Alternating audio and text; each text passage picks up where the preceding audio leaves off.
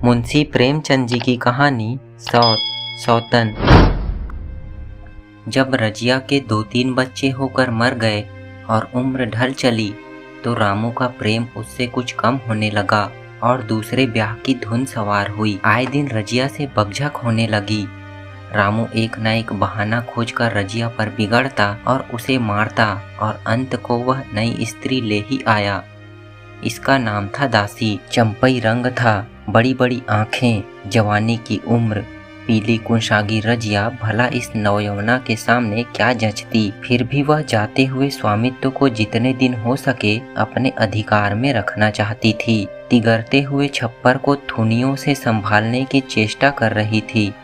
इस घर को उसने मरमर कर बनाया है, उसे सहज ही में नहीं छोड़ सकती। वह इतनी बेसमझ नहीं है कि घर छोड़कर चली जाए और दासी राज करे। एक दिन रजिया ने रामू से कहा, मेरे पास साड़ी नहीं है, जाकर ला दो। रामू उसके एक दिन पहले दासी के लिए अच्छी सी चुंदरी लाया था। रजिया की मांग सुनकर बोला, मेरे पास अभी रुपया नहीं था। रजिया को साड़ी की उतनी चाह न थी जितनी रामू और दसिया के आनंद में विघ्न डालने की। बोली, रुपए नहीं थे तो कल अपनी चहेती के लिए चुंदरी क्यों लाए?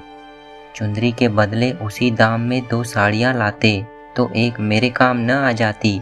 रामू ने स्वेच्छा भाव से कहा, मेरी इच्छा, जो चाहूँगा करूँगा। तू बोलने वाली कौन है? अभी उसके खाने खेलने के दिन हैं। तू चाहती है उसे अभी से नोन तेल की चिंता में डाल दूँ? यह मुझसे न होगा। तुझे ओढ़ने पहनने की साध है तो काम कर। भगवान ने क्या हाथ पैर नहीं दिए? पहले तो घड़ी रात उठकर काम धंधे में लग जाती थी, अब उसकी डाह में पहर दिन तक पड़ी रहती है। तो रुपए क्या आकाश से गिरेंगे? मैं तेरे लिए अपनी जान थोड़े ही दे दूंगा। रजिया ने कहा, तो क्या मैं उसकी लौंडी हूँ कि वह रानी की तरह पड़ी रहे और मैं घर का सारा काम करती रहूं? इतने दिनों छाती फाड़कर काम किया, उसका यह फल मिला तो अब मेरी बला काम करने आती है। मैं जैसे रखूंगा वैसे ही तुझे रहना पड़ेगा। मेरी इच्छा होगी रहूंगी, नहीं अलग हो जाऊंगी। जो तेरी इच्छा होकर मेरा गला छोड़। अच्छी बात है, आज से तेरा गला छोड़ती हूँ। समझ लूंगी विधवा हो गई। रामू दिल में इतना तो समझता था कि यह गृहस्थी रजिया की जोड़ी हुई है, चाहे उसके रूप में उसके लोचन विलास के लिए आकर्षण न हो। संभव था कुछ देर बाद वह जाकर रजिया को मना लेता, पर दासी भी कूटनीति में कुशल थी। उसने गर्म लोहे पर चोटें जमाना शुरू की। बोली, आज देवी जी किस बात पर बिगड़ रही थी? रामू ने उदास मन से कहा, तेरी चुंदरी के पीछे रजिया महाभारत मचाए हुए है। अब कहती है अलग रहूंगी। मैंने कह दिया, तेरी जो इच्छा होकर। दसिया ने आंखें मटका कर कहा, यह सब नखरे हैं कि आकर हाथ पांव जोड़े, मनावन करे और कुछ नहीं। तुम चुपचाप बैठे रहो, 2-4 दिन में आप ही गर्मी उतर जाएगी। तुम कुछ बोलना नहीं, उसका मिजाज और आसमान पर चढ़ जाएगा। रामू ने गंभीर भाव से कहा, दासी तुम जानती हो वह कितनी घमंडिन है। वह मुंह से जो बात कहती है उसे करके छोड़ती है। रजिया को भी रामू से ऐसी कृतज्ञता की आशा न थी। वह अब पहले किसी सुंदर नहीं, इसलिए रामू को अब उससे प्रेम नहीं है। पुरुष चरित्र में यह कोई असाधारण बात न थी, लेकिन रामू उससे अलग रहेगा इसका उसे विश्वास न आता था। यह घर उसी ने पैसा पैसा जोड़कर बनाया, गृहस्थी भी उसी की जोड़ी हुई है, अनाज का लेन देन उसी ने शुरू किया। इस घर में आकर उसने कौन कौन से कष्ट नहीं झेले। इसीलिए तो कि पौरुख थक जाने पर एक टुकड़ा चैन से खाएगी और पड़ी रहेगी, और आज वह इतनी निर्दयता से दूध की मक्खी की तरह निकाल कर फेंक दी गई। रामू ने इतना भी नहीं कहा, तू अलग नहीं रहने पाएगी। मैं या खुद मर जाऊंगा या तुझे मार डालूंगा, पर तुझे अलग न होने दूंगा। तुझसे मेरा ब्याह हुआ है, हंसी ठट्ठा नहीं है। तो जब रामू को उसकी परवाह नहीं है तो वह रामू को क्यों परवाह करे? क्या सभी स्त्रियों के पुरुष बैठे होते हैं? सभी के माँ बाप बेटे पोते होते हैं? आज उसके लड़के जीते होते तो मजाल थी, कि यह नई स्त्री लाते और मेरी यह दुर्गति करते, इस निर्दयी को मेरे ऊपर इतनी भी दया न आई। नारी हृदय की सारी परवस्था इस अत्याचार से विद्रोह करने लगी। वह आग जो मोटे लकड़ी को स्पर्श भी नहीं कर सकती, फूस को जलाकर भस्म कर देती है। दूसरे दिन रजिया एक दूसरे गांव में चली गई। उसने अपने साथ कुछ न लिया। जो साड़ी उसकी देह पर थी वही उसकी सारी संपत्ति थी। विधाता ने उसके बालकों को पहले ही छीन लिया था, आज घर भी छीन लिया। रामू उस समय दासी के साथ बैठा हुआ आमोद विनोद कर रहा था। रजिया को जाते देखकर शायद वह समझ न सका कि वह चली जा रही है।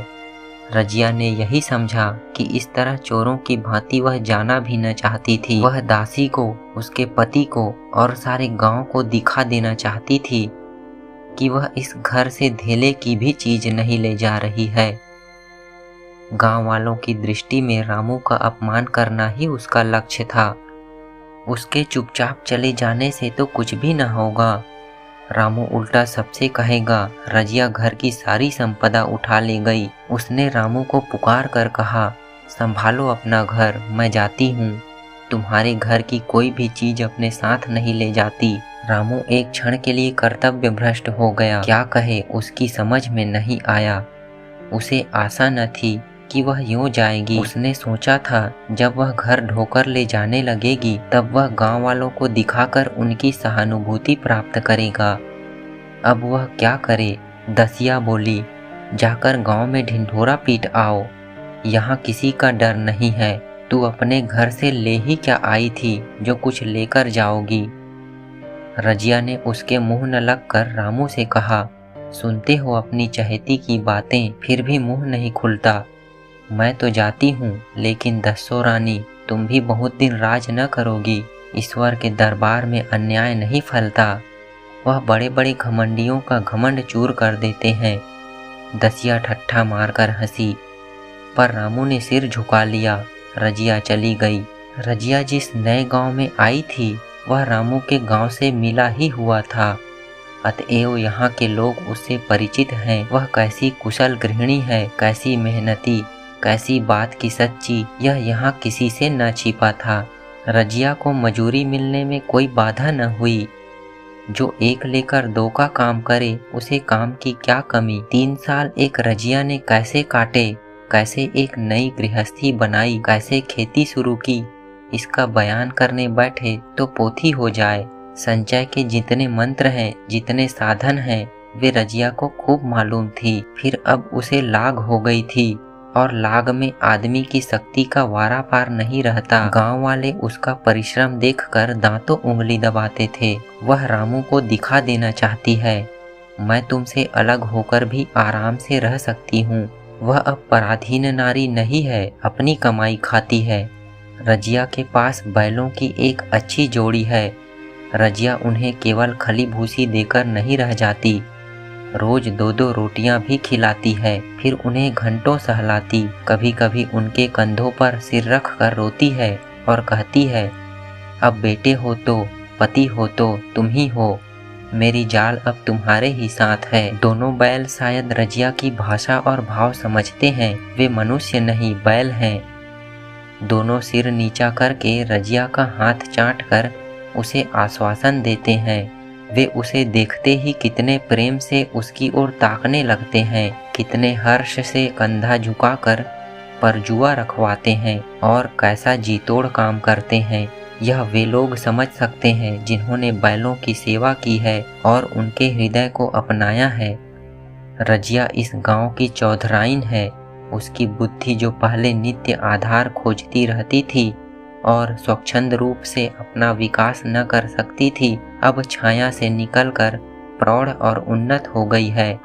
एक दिन रजिया घर लौटी तो एक आदमी ने कहा, तुमने नहीं सुना चौधराइन, रामू तो बहुत बीमार है, सुना है 10 लंघन हो गए हैं। रजिया ने उदासीनता से कहा, जूड़ी है क्या? जूड़ी नहीं, कोई दूसरा रोग है, बाहर खाट पर पड़ा था। मैंने पूछा, कैसा जी है रामू? तो रोने लगा, बुरा हाल है, घर में 1 पैसा भी नहीं कि दवा दारू करें। दसिया के एक लड़का हुआ है, वह तो पहले भी काम धंधा न करती थी और अब तो लड़कोरी है। कैसे काम करने आए सारी मार रामू के सिर जाती है। फिर गहने चाहिए, नई दुल्हन यूं कैसे रहे। रजिया ने घर में जाते हुए कहा, जो जैसा करेगा आप भोगेगा। लेकिन अंदर उसका जी न लगा। वह एक क्षण में फिर बाहर आई। शायद उस आदमी से कुछ पूछना चाहती थी और इस अंदाज से पूछना चाहती थी मानो उसे कुछ परवाह नहीं है। पर वह आदमी चला गया था। रजिया ने पूरब पश्चिम जाकर देखा, वह कहीं ना मिला। तब रजिया द्वार की चौखट पर बैठ गई। उसे वे शब्द याद आए जो उसने 3 साल पहले रामू के घर से चलते समय कहे थे। उस वक्त जलन में उसने वह साप दिया था। अब वह जलन न थी। समय ने उसे बहुत कुछ शांत कर दिया था। रामू और दासी की हीनावस्था अब ईर्ष्या के योग्य नहीं, दया के योग्य थी। उसने सोचा रामू को 10 लंघन हो गए हैं तो अवश्य ही उसकी दशा अच्छी न होगी। कुछ ऐसा मोटा ताजा तो पहले भी न था। 10 लंघन ने तो बहुत ही घुला डाला होगा। फिर इधर खेती बाड़ी में भी टोटा ही रहा। खाने पीने को भी ठीक ठीक न मिला होगा। पड़ोस की एक स्त्री ने आग लेने के बहाने आकर पूछा, सुना रामू बहुत बीमार है, जो जैसी करेगा वैसा पाएगा। तुम्हें इतनी बेदर्दी से निकाला कि कोई अपने बैरी को भी न निकालेगा। रजिया ने टोका, नहीं दीदी, ऐसी बात न थी। वे तो बेचारे कुछ बोले ही नहीं। मैं चली तो सिर झुका लिया। दसिया के कहने में आकर वह चाहे जो कुछ कर बैठे हों, यो मुझे कभी कुछ नहीं कहा। किसी की बुराई क्यों करूं? फिर कौन मर्द ऐसा है जो औरतों के बस नहीं हो जाता। दसिया के कारण उनकी यह दशा हुई है। पड़ोसिन ने आग न मांग मुंह फेर कर चली गई। रजिया ने कलसा और रस्सी उठाई और कुएं पर पानी खींचने गई। बैलों को सानी पानी देने की बेला आ गई थी, पर उसकी आंखें उस रास्ते की ओर लगी हुई थी जो मलसी, रामू का गांव, को जाता था। कोई उसे बुलाने अवश्य आ रहा होगा। नहीं, बिना बुलाए वह कैसे जा सकती है। लोग कहेंगे आखिर दौड़ी आई न। मगर रामू तो अचेत पड़ा होगा। 10 लंघन थोड़े नहीं होते। उसकी देह में था ही क्या, फिर उसे कौन बुलाएगा। दसिया को क्या गरज पड़ी है, कोई दूसरा घर कर लेगी। जवान है, 100 गाहक निकल आवेंगे। अच्छा, वह आ तो रहा है। हाँ, आ रहा है। कुछ घबराया सा जान पड़ता है। कौन आदमी है, इसे तो कभी मलसी में नहीं देखा। मगर उस वक्त से मलसी कभी गई भी तो नहीं। 2-4 नए आदमी आकर बसे ही होंगे। बटोही चुपचाप कुएं के पास से निकला। रजिया ने कलसा जगत पर रख दिया और उसके पास जाकर बोली, रामू महतो ने भेजा है तुम्हें? अच्छा तो चलो, मैं तुम्हारे साथ चलती हूँ। नहीं, अभी मुझे कुछ देर है। बैलों को सानी पानी देना है, दिया बत्ती करनी है। तुम्हें रुपए दे दूं? जाकर दसिया को दे देना। कह देना कोई काम हो तो बुला भेजें। बटोही रामू को क्या जाने, किसी दूसरे गांव का रहने वाला था। पहले तो चकराया, फिर समझ गया। चुपके से रजिया के साथ चला गया और रुपए लेकर लंबा हुआ। चलते चलते रजिया ने पूछा, अब क्या हाल है उनका? बटोही ने अटकल से कहा, अब तो कुछ संभल रहे हैं। दसिया बहुत रोध हो तो नहीं रही है? रोती तो नहीं थी। वह क्यों रोएगी, मालूम होगा पीछे। बटोही चला गया तो रजिया ने बैलों को सानी पानी किया, पर मन रामू की ही ओर लगा हुआ था। स्नेह स्मृतियाँ छोटी छोटी तारिकाओं की भांति मन में उदित होती जाती थी। एक बार जब वह बीमार पड़ी थी, वह बात याद आई। 10 साल हो गए, वह कैसे रात दिन उसके सिरहाने बैठा रहता था, खाना पीना तक भूल गया था। उसके मन में आया क्यों न चलकर देख ही आवे। कोई क्या कहेगा, किसका मुंह है जो कुछ कहे। चोरी करने नहीं जा रही हूँ, उस आदमी के पास जा रही हूँ जिसके साथ 15-20 साल रही हूँ। दसिया नाक सिकोड़ेगी, मुझे उससे क्या मतलब। रजिया ने किवाड़ बंद किए, घर मजूर को सहेजा और रामू को देखने चली। कांपती झिझकती क्षमा का दान लिए हुए रामू को थोड़े ही दिनों में मालूम हो गया था कि उसके घर की आत्मा निकल गई और वह चाहे कितना जोर करे, कितना ही सिर खपाए, उसमें स्फूर्ति नहीं आती। दासी सुंदरी थी, शौकीन थी और फूहड़ थी। जब पहला नशा उतरा तो ठाए ठाए शुरू हुई। खेती की उपज कम होने लगी और जो होती भी थी वह उटपटांग खर्च होती थी। ऋण लेना पड़ता था। इसी चिंता और शोक में उसका स्वास्थ्य बिगड़ने लगा। शुरू में कुछ परवाह न की, परवाह करके ही क्या करता, घर में पैसे न थे।